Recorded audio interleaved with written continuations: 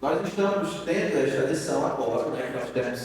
Eu dei a você duas folhas, né? Frente e verso. E aí nós temos mais uma para terminar essa lição, que eu vou estar entregando no dia que nós estivermos entrando na terceira. Mas, irmãos, como eu falei no domingo passado, este assunto é um assunto que, ao longo de muito tempo, também tem sido um assunto danificado. Porque o nosso Senhor Jesus Cristo, ele falou diversas vezes sobre o inferno, mostrando que era algo real e que o destino de alguém que não acredita no Senhor Jesus é esse, é o inferno, é a separação completa da presença do nosso Senhor.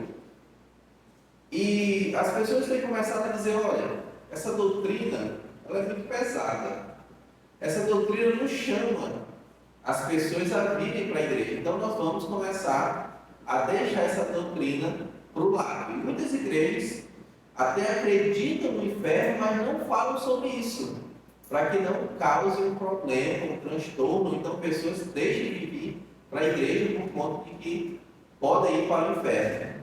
E além disso, outras, por não quererem falar, elas começaram agora a negar a existência do inferno, dizendo, olha, eu sinto dizer que essa doutrina que a Bíblia fala é uma doutrina falsa, porque na realidade não existe inferno. Na realidade, um dia a alma vai ser exterminada, vai ser extinta, não vai mais existir alma. E aí somente vai viver e vai gozar com o Senhor os que forem salvos. E alguns que podem falar isso, nós temos as seitas como o Testemunho de Jeová e o Adventismo que prega algo bem parecido com isso que eu falei aos irmãos, né? Não acreditam na realidade do inferno.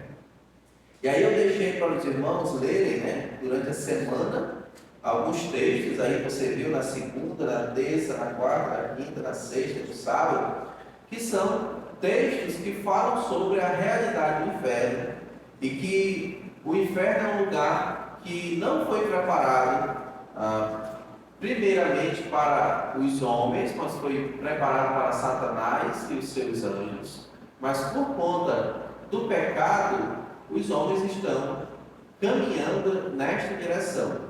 E só existe uma fórmula de que o homem não vá ao inferno, que é o quê? Se batizar? Não, né? Crer no Senhor Jesus de todo o seu coração. Por isso, irmãos, nós devemos entender que a salvação é crer no Senhor Jesus, né? Não é mais nada. As outras coisas que acompanham são depois de convertido, são depois de salvo.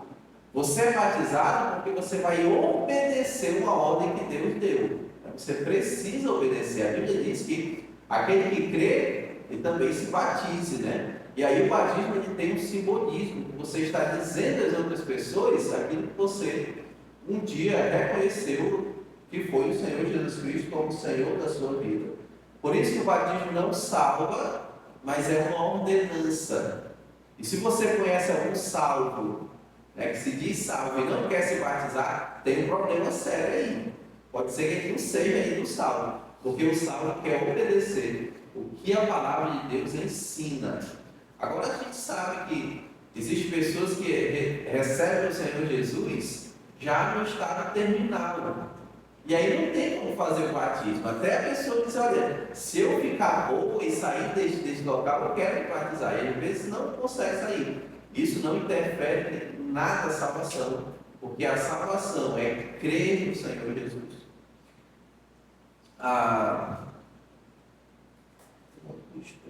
Na quinta linha da introdução, diz assim: o inferno é real e ele não foi preparado para o ser humano. Por essa razão, nos sentimos incomodados de falar a respeito dele. Contudo, a sua realidade é um alerta para nós ao longo da nossa carreira. Embora esse seja um assunto difícil de tratar, o inferno é um dos principais assuntos do Novo Testamento. Veremos que Jesus ensinou de forma enfática a realidade do inferno nos evangelhos. Então, quando nós começamos a ler os evangelhos, Mateus, Marcos, Lucas e João, nós vamos ver que o Senhor Jesus Cristo gastou bastante tempo falando sobre o inferno. E aí, se a gente fizer uma compilação, ele falou muito mais sobre o inferno que sobre o céu.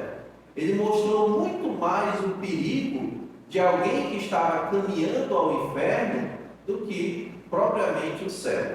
Por que ele fez isso? E aí a gente pode chegar a algumas conclusões, porque muitos estão neste caminho. A Bíblia diz que existe o caminho que leva ao céu e o caminho que leva ao inferno. E aí a Bíblia traz a ilustração de que é um caminho estreito e são poucos os que estão acertando por ele. E quando fala sobre o inferno, diz: olha, é um caminho largo. E o que está acontecendo? Muitos são os que estão entrando por este caminho. Então, por isso que a preocupação do Senhor Jesus foi de mostrar isso a eles. E aí a gente vê quando Jesus conversa e até discute com os fariseus, os saduceus, e mostrando a eles que a ira vindoura recairia sobre eles, porque eles não estavam reconhecendo que Jesus era realmente o Filho de Deus. Irmãos, e como foi difícil para aquele povo?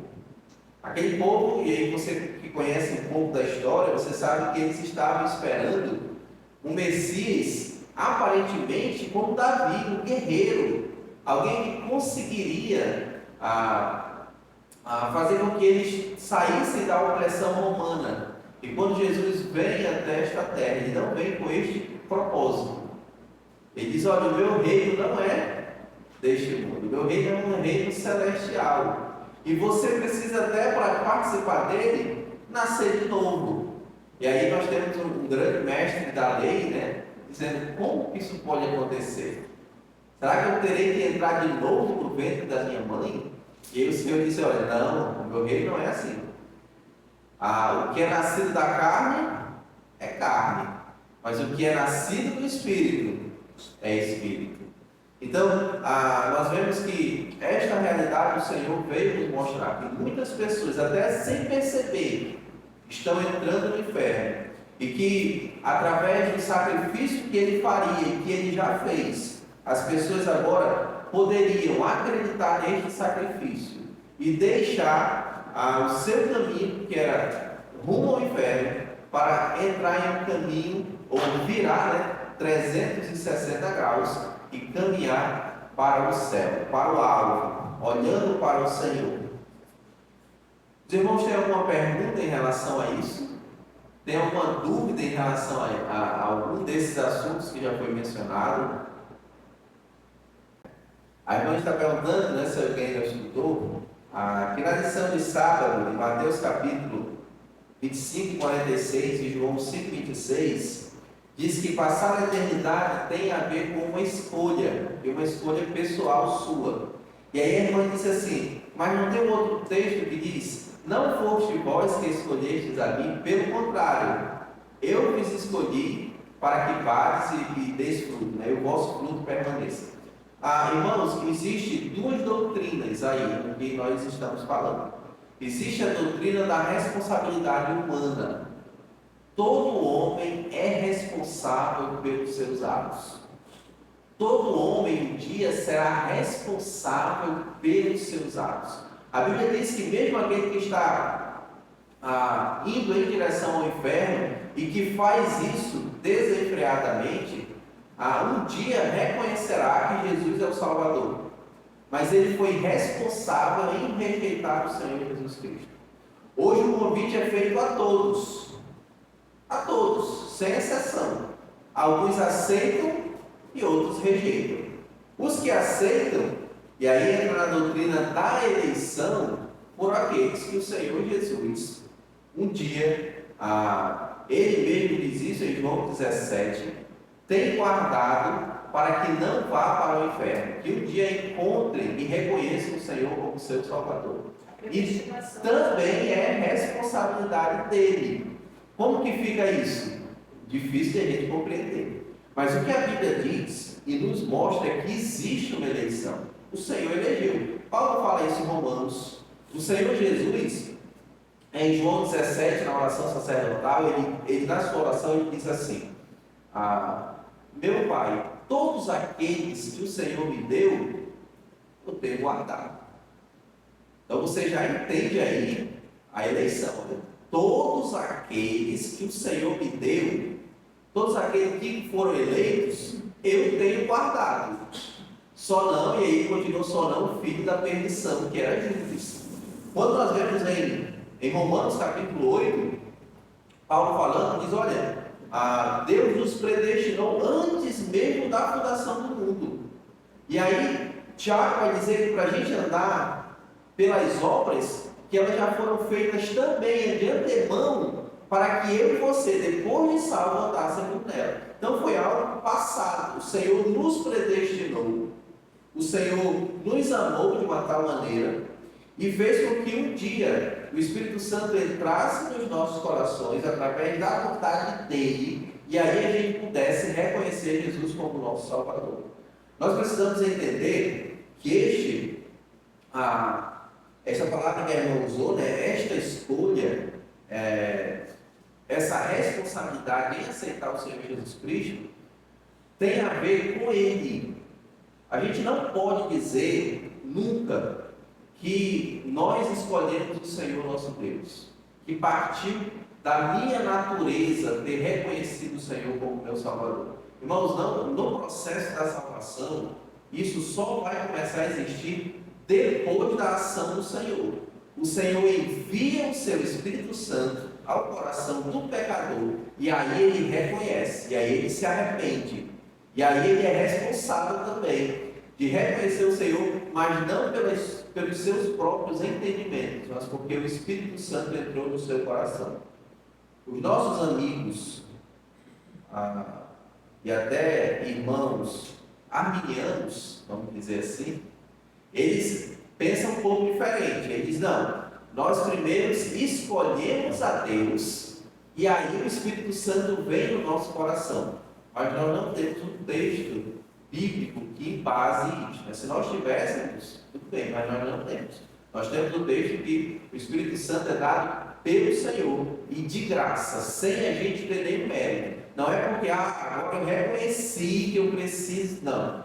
O Senhor envia o seu Espírito Santo e aí a pessoa reconhece. Nós temos isso na história de Paulo, na história enquanto ainda era chamado de Saulo.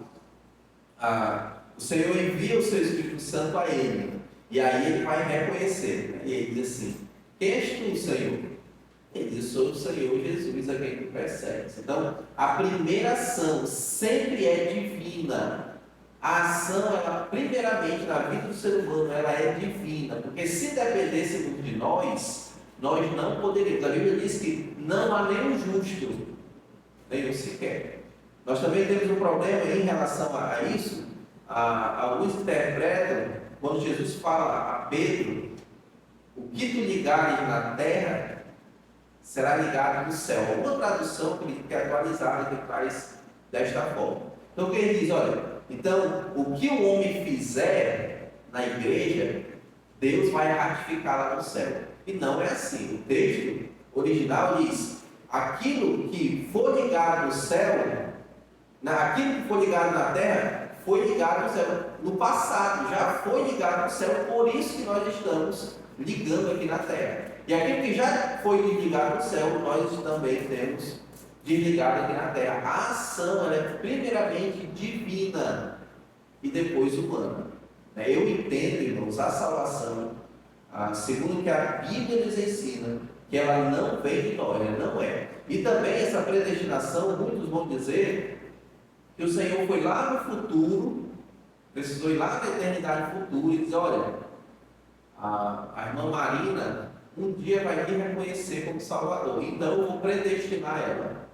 Também não é uma doutrina bíblica, porque se fosse assim, não era mérito de Deus, era mérito seu, porque um dia você viria a crer. Ele nos amou, e aí a gente não tem assim, uma explicação, que seja de consenso comum para isso. Né? A melhor ilustração que eu acho é muito feia, mas eu vou dizer aos irmãos, penso eu assim, né?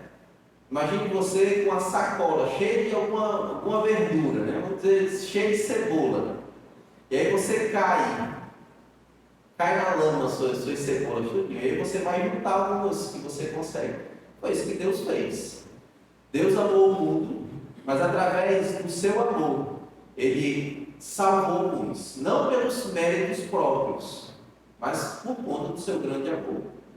E aí, você pode me perguntar, mas aí Ele amou o mundo todo? Ou Ele amou somente os eleitos? É uma outra pergunta também, complicada e difícil, mas eu posso dizer para você que a Bíblia nos dá indícios de que Cristo amou muitas pessoas e que muitas pessoas que Ele amou não foram salvas.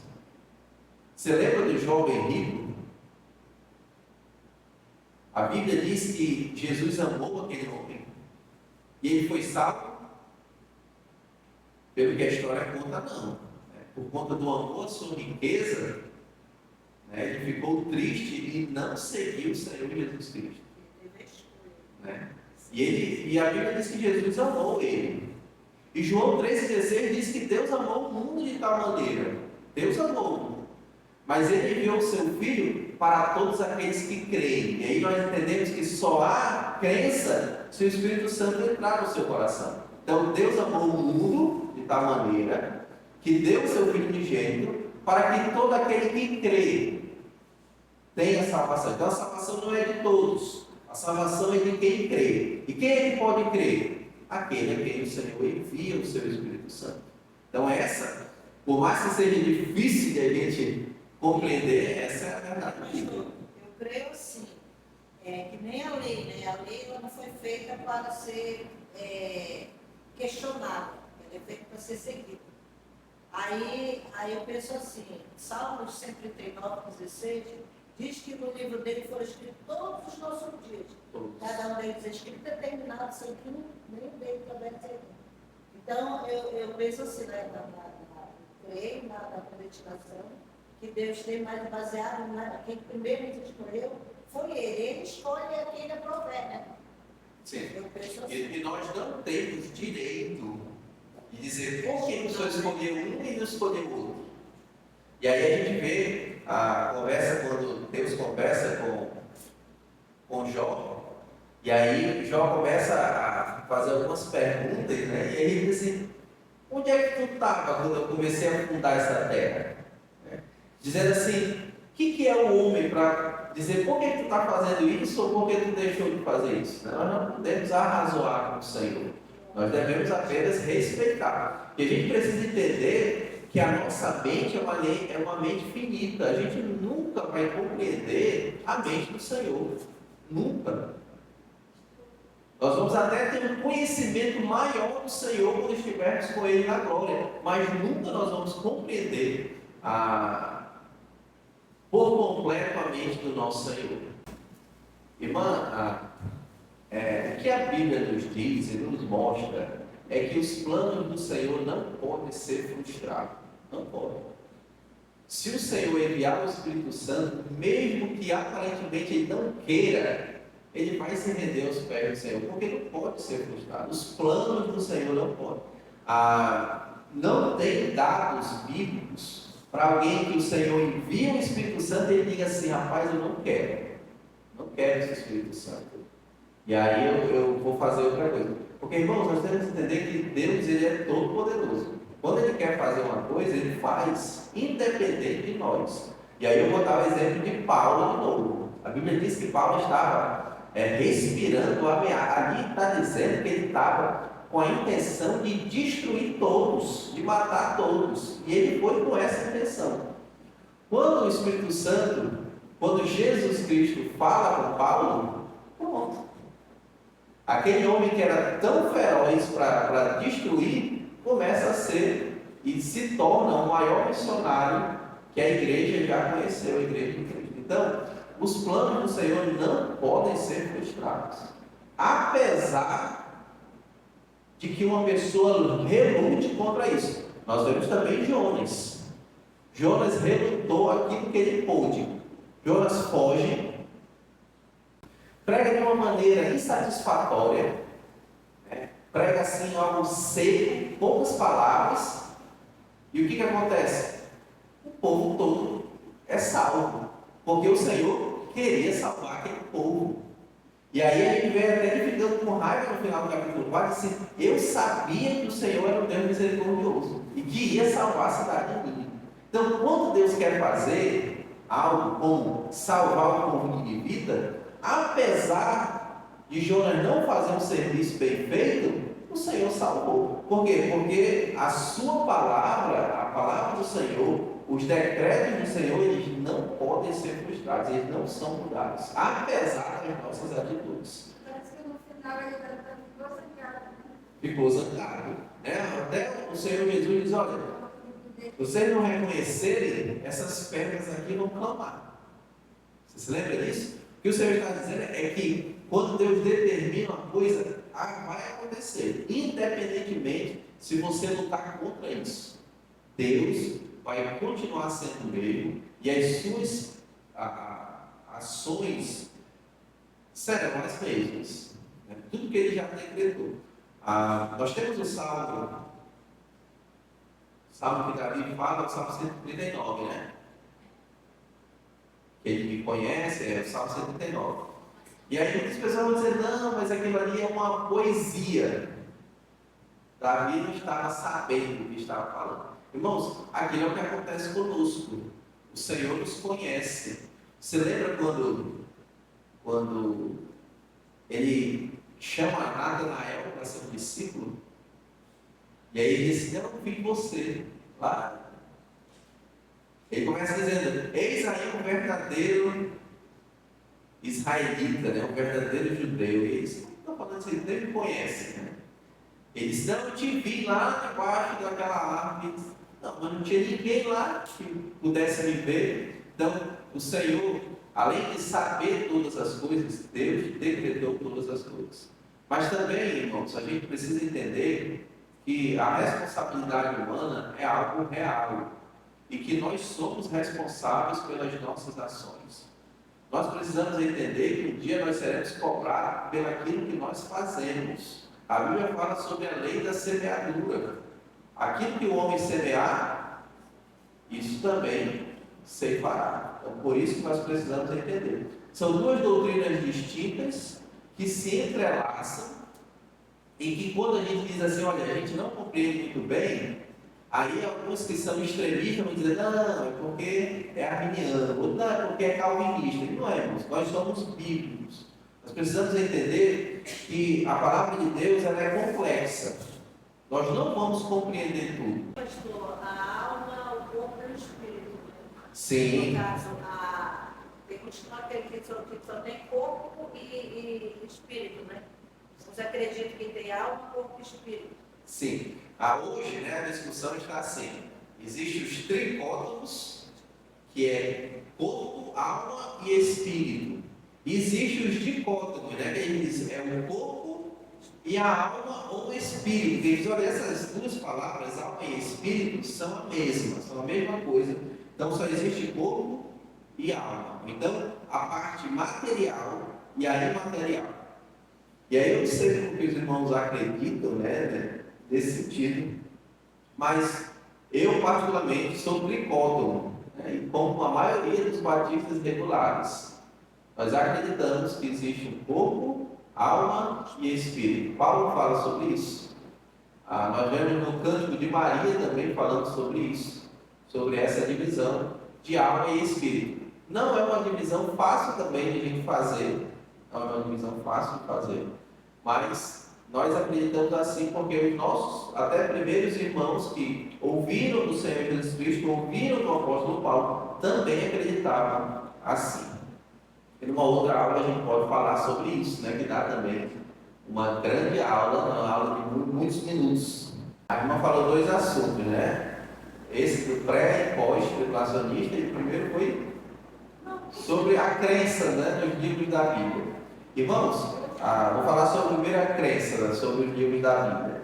Pode ser que alguém chegue para você e diga assim, a Bíblia foi escrita por homens. Aí você pode perguntar assim, e qual outro livro não foi escrito por homens? Né? Todos os livros foram escritos por alguns homens.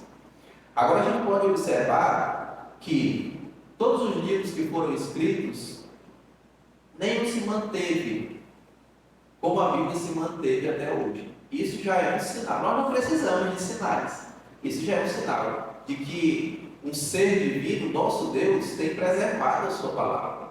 Muitas pessoas já tentaram destruir, danificar, corromper a palavra do Senhor. Como as pessoas estão querendo hoje atualizar a Bíblia, né? Por exemplo, como tem esse movimento LGBT, eles querem dizer, olha, nós precisamos fazer uma nova Bíblia, onde essas palavras, como homossexual, a gente tire da palavra do Senhor. Essa questão de que o homem não pode se relacionar com o homem, ou uma mulher com outra mulher, nós precisamos tirar isso da Bíblia.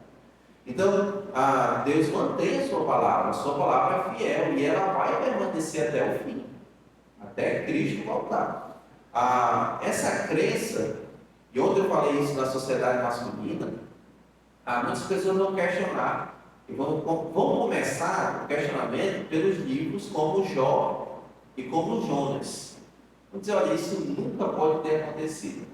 Um peixe nunca pode ter engolido um homem, e nem um mal tão grande pode ter acontecido com um homem só, e depois ele conseguiu o dobro de novo, de tudo que ele conseguiu. Isso são histórias que a gente precisa entender só como uma história, mas que nunca aconteceu. E aí depois eles vão negar o resto. Vão dizer, olha, esses homens escreveram, movidos pelo quê? Como que eles escreveram isso? 1500 anos escrevendo um livro, e aí você vai acreditar nisso?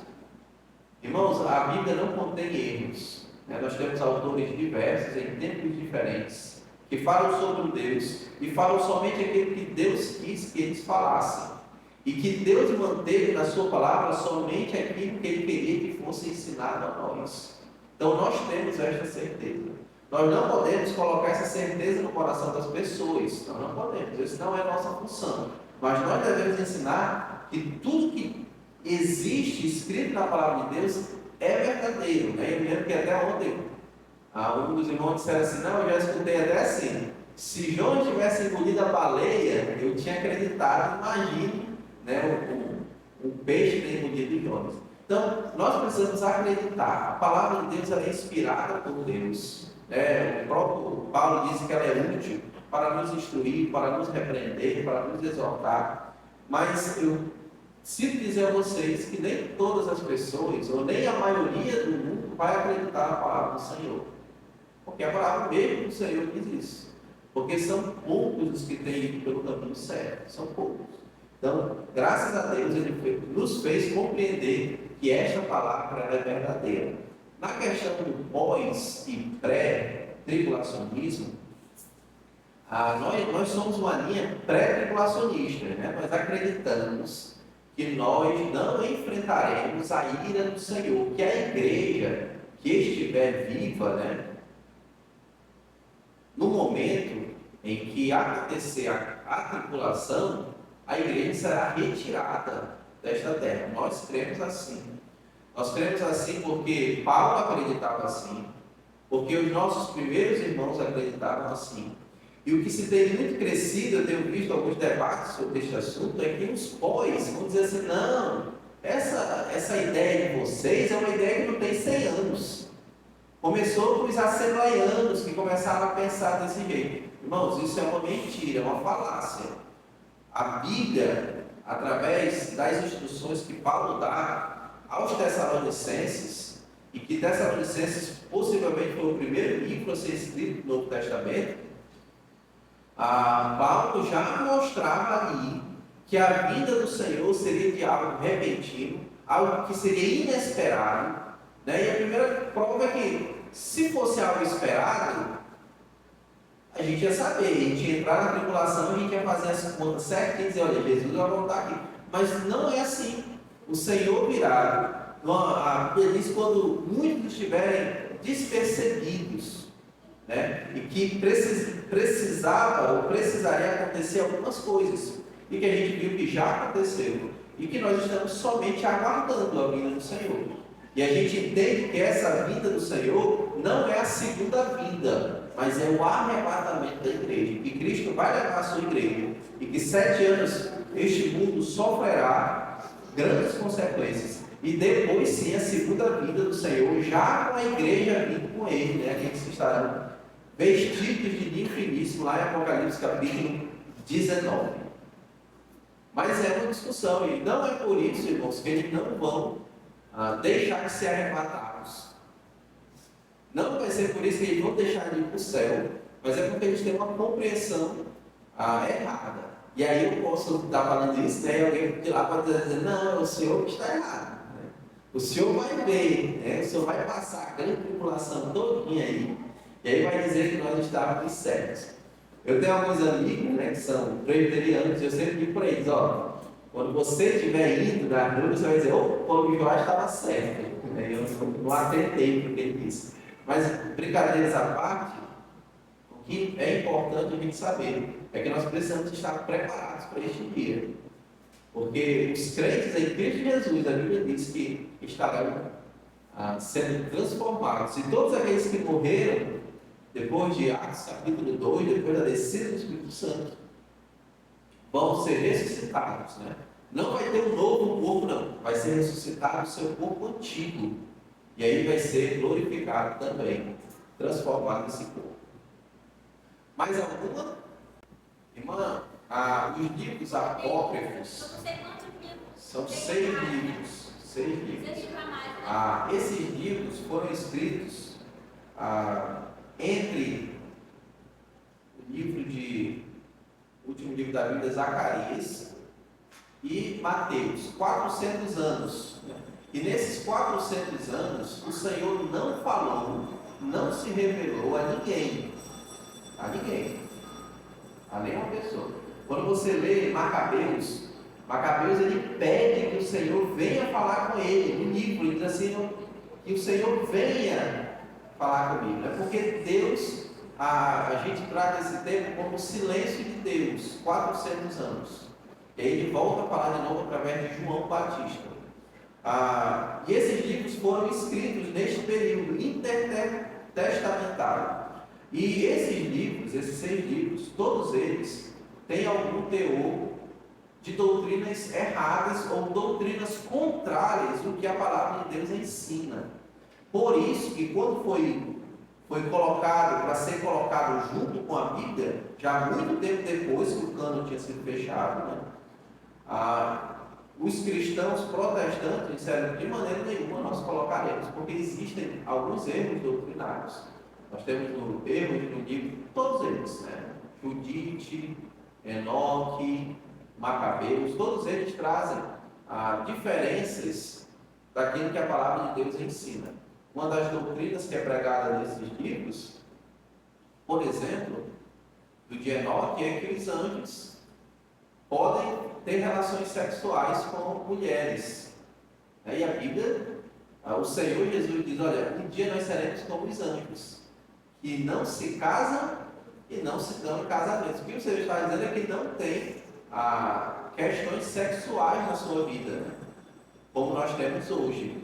Então, alguns erros como esse, né? Erros como também a doutrina do purgatório, de que existe um lugar intermediário para que você possa pagar, né? Mas você vai sofrer um pouquinho, mas no final você será salvo. Isso, você não encontra base bíblica para isso. Você encontra na Bíblia dizendo que fugiu da mente o versículo, mas que é enquanto você está vivo. Enquanto a vida você tem esperança de você se arrepender. Passou disso, segue-se o juízo. Então, é isso. Então, são livros que foram escritos em um determinado tempo em que Deus não estava falando com o povo. Então, por isso, nós não acreditamos que eles são inspirados por Deus. Eles podem ser usados para estudos ou para você conhecer como era a cultura da época, o que estava acontecendo. Por exemplo, Macabeus conta a revolta dos Macabeus. Então, mas não, você não pode ler esse livro como algo inspirado por Deus, que você pode reter tudo que está falando como verdadeiro. Então, há um perigo nisso aí. Não só esses livros, mas existe o Evangelho de Maria, o Evangelho de Tomé, o Evangelho de Barnabé. Então, todos esses outros livros tem algumas verdades, mas eles também se contradizem em algumas coisas. E que possivelmente não foram eles que escreveram. Foram outras pessoas que escreveram esses livros e disseram, olha, quem está escrevendo aqui foi Maria, foi Tomé. Assinaram no final dizendo que tinham sido eles.